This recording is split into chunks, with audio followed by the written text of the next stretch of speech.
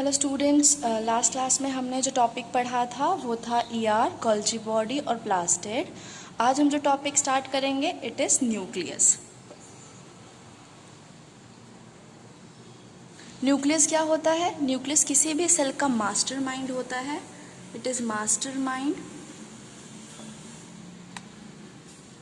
इसका स्ट्रक्चर कैसा होता है? It is double membrane. जैसे क्लोरोप्लास्ट डबल मेम्ब्रेन था, माइटोकॉन्ड्रिया डबल मेम्ब्रेन था, वैसे ये क्या होता है? डबल मेम्ब्रेन या मेम्ब्रेनस स्ट्रक्चर। अगर मैं इसका स्ट्रक्चर ड्रॉ करूं तो it is something like this.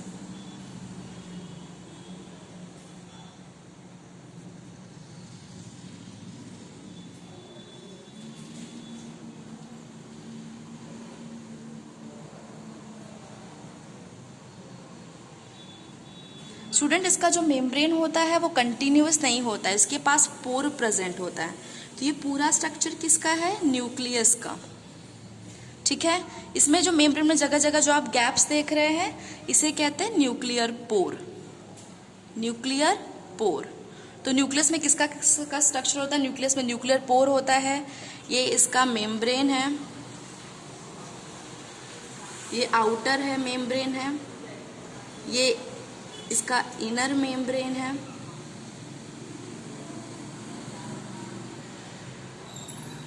ठीक है, और इनके बीच में जगह जगह स्पेस है जिसे न्यूक्लियर पोर कहते हैं। ओके, और अंदर ये है, ये लिक्विड जली जैसा स्ट्रक्चर प्रेजेंट होता है जिसे कहते हैं न्यूक्लियोप्लाज्म, क्योंकि ये न्यूक्लियस का साइटोप्लाज्म है।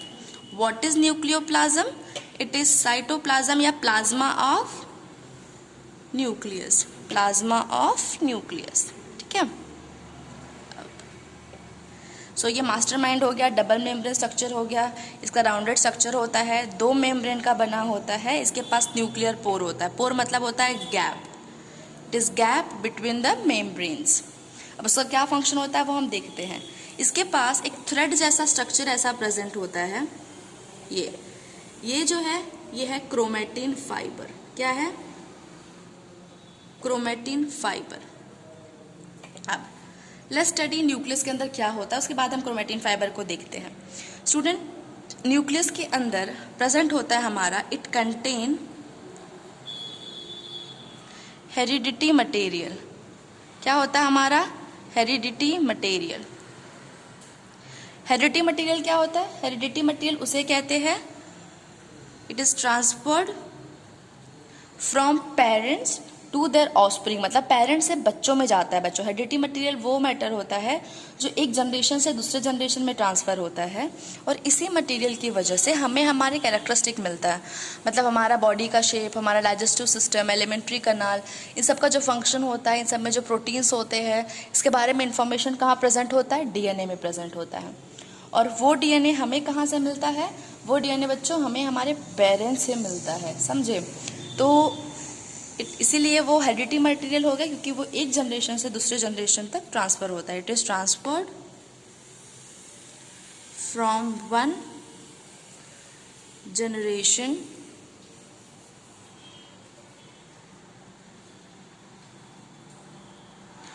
To another.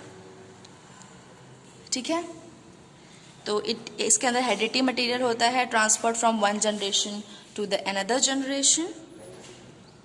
Then and what is that heredity material? That heredity, और उसे जेनेटिक मटेरियल भी कहते हैं।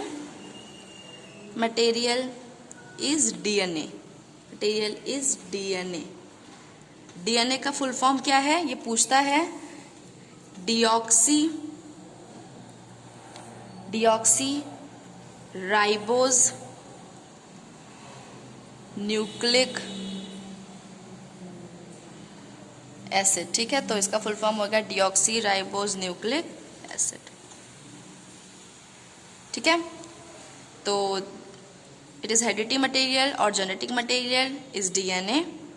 तो दैट इसका फुल फॉर्म हो गया डीऑक्सीराइबोस न्यूक्लिक एसिड। तो अगर आपसे पूछता है कोई डीएनए क्या है तो जेनेटिक मटेरियल है। जेनेटिक मटेरियल क्या होता है? जो एक जनरेशन से वन जनरेशन तक ट्रांसफर होता है, वो कहाँ प्रेजेंट होता है? न्यूक्लियस में। अब बच्चों जब यही डीएनए जो होता है वो थ्रेड की तरह होता है। अगर ये कहीं क्या कहते हैं, अगर ये ऐसे ही पड़ा रहे थ्रेड जैसा है तो ये उलझ जाएगा। तो डीएनए क्या होता है? किसी प्रोटीन के साथ कंबाइन हो जाता है और बनाता है क्रोमेटिन फाइबर, मतलब एक प्रोटीन के साथ ऐसा स्ट्रक्चर बना लेता है। तो डीएनए प्लस प्रोटीन क्या बना लेता है? Chromatin fibre. Chromatin fibre. और यही क्रोमेटिन फाइबर जब सुपर फोल्ड हो जाता है, super folding of chromatin fibre क्या बनाता है? Super fold to form chromosome. ये फोल्डिंग क्यों इंपॉर्टेंट है? कहीं वो उलझ ना जाए। तो क्रोमोसोम लेकिन हमारे बॉडी में तभी बनता है जब सेल क्या होने वाला होता है? डिवाइड होने वाला होता है, डिवीजन टाइम। सेल, एक सेल जब दो सेल में कन्वर्ट होगा तब क्रोमोसोम बनेगा, तो वो डिवीजन टाइम पे कन्वर्ट होता है। ठीक है, तो डीएनए प्लस प्रोटीन क्या बनाता है? क्रोमेटिन फाइबर, थ्रेड जैसा, it is thread like structure. Thread like structure. जब सुपर फोल्ड हो जाएगा तब क्या बनाएगा? क्रोमोसोम। और क्रोमोसोम कब बनता है बच्चों? Only to the division time. ठीक है, अब तो ये तो हमारा हो गया न्यूक्लियस जिसके अंदर जेनेटिक मटेरियल होता है। अब न्यूक्लियर पोर का क्या फंक्शन होता है? जब यहाँ से डीएनए बन जाता है, डीएनए जो होता है बच्चों वो कन्वर्ट होता है एमआरएनए में। एमआरएनए एक मटेरियल है जिससे हमारा प्रोटीन बनता है। पर प्रोटीन कहाँ बनता है?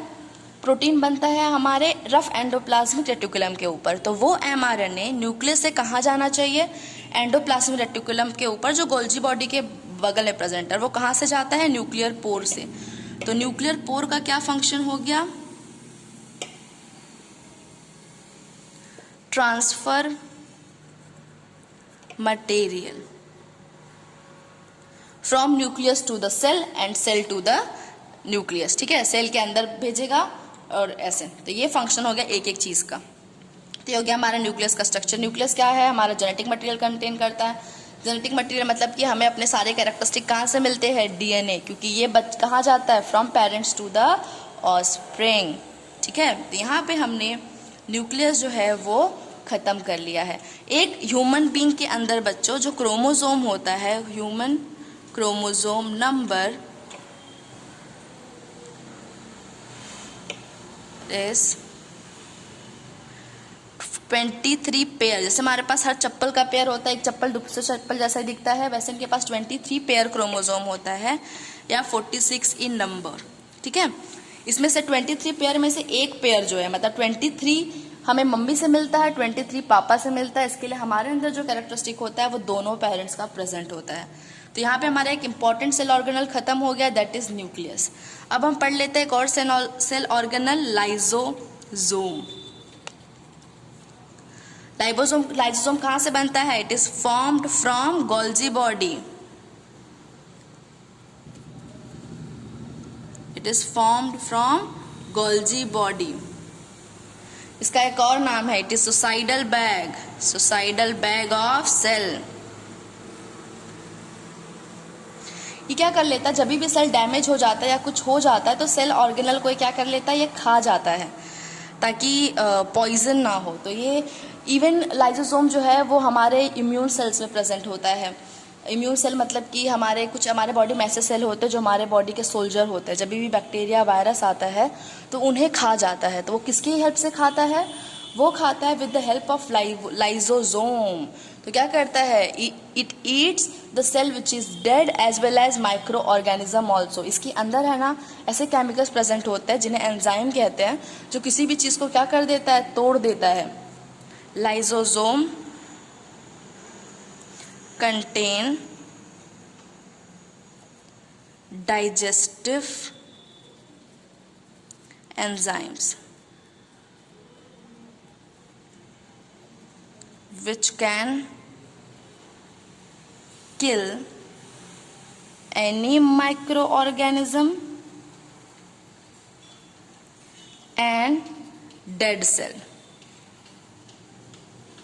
तो हमारे बॉडी में भी कोई मरा हुआ सेल रहेगा और बॉडी में अगर वो बहुत टाइम तक रहेगा तो इन्फेक्शन कॉज कर देता है।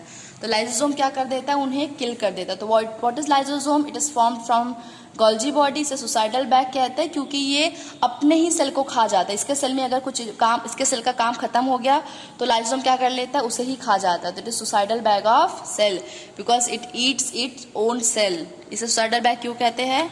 It eats it own cell, अपने खुद के सेल को ये खा जाता है। ठीक है, इसलिए इसे क्या कहते हैं? Suicidal bag. ये भी एक मेम्ब्रेनस स्ट्रक्चर होता है। This is also membranous structure. Membranous structure like vacuole, एक वैक्यूल की तरह होता है। Vacuole, VACUOL, it is membranous structure like vacuole. ठीक है, एंड कैसा वैक्यूल है? विच कंटेन एंजाइम, जो किसी भी प्रोटीन, फैट, ऐसी चीज़ों को तोड़ देता है। तो हमारा सेल मेम्ब्रेन जो होता है, बैक्टीरिया का सेल मेम्ब्रेन जो होता है प्रोटीन, फैट से बना होता है, तो उन्हें वो ब्रेक कर देता है और किल कर देता है। तो यहाँ पे हो गया हमारा लाइसोसोम। नेक्स्ट क्लास में हम पढ़ेंगे function of cell membrane and type of solution. ठीक है, थैंक यू।